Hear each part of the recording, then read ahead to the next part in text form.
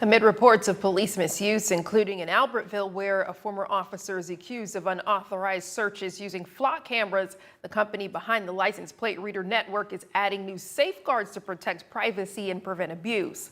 Flock says the changes are designed to give communities more control over their data while making it harder for users to abuse the system. Fox 54's Valentina Chalala breaks down what's changing and what it could mean for local agencies.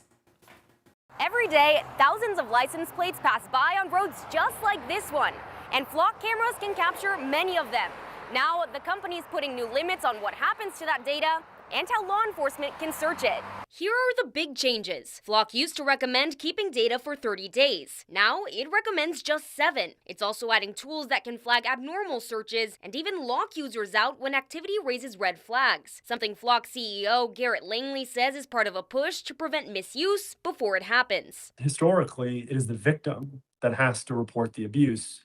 But now with this tool, we can detect the abnormal behavior, we can alert an administrator, and we can do that in real time. But since Flock customers own 100% of their data, it can be hard to ensure nothing is misused. Like in Albertville, where a police officer was recently let go and arrested after allegedly searching for information on his ex-wife and other people without proper authorization. We're going to review all our policies, procedures, and we're going to do an assessment to see what we could do better. Concerns in the community remain. I spoke with Will Freeman, the creator of DFlock Huntsville, who says this isn't the first time Flock updated its safeguards. Adding the 7-day data retention is only a recommendation. The 7-day recommendation only applies to new customers, and that's just like the default. And they already have, I think it's like 5,000 existing customers.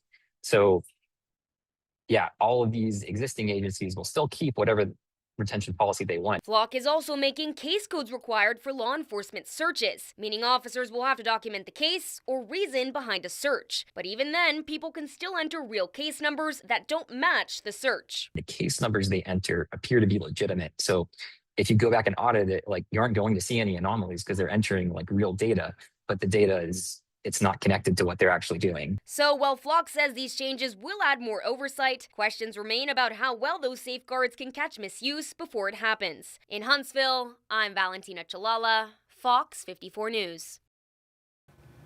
Flock CEO also says the company plans to publish an easy-to-read version of its contract sometime next week so you can better understand who owns the data, who can access it, and how it can be shared.